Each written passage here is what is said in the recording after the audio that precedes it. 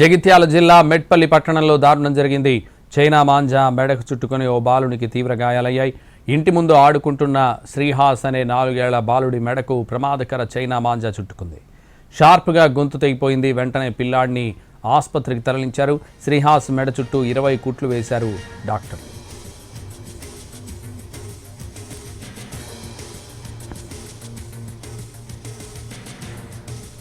ప్రాణాంతక చైనా మాంజాపై నిషేధం ఉన్న దొంగచాటుగా వ్యాపారులు అమ్ముతున్నారు.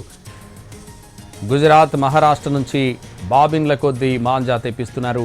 పోలీసులు ఎంత నిఘా వేసినా ఎక్కడో చోట మాంజా అమ్మకాలు జరుపుతున్నారు.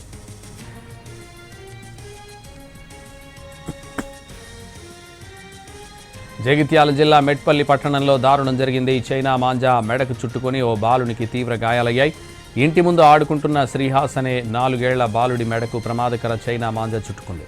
షార్ప్గా గొంతు తెగిపోయింది. వెంటనే పిల్లాడిని ఆసుపత్రికి తరలించారు. శ్రీహాస్ మెడ చుట్టూ 20 కుట్లు వేశారు డాక్టర్లు.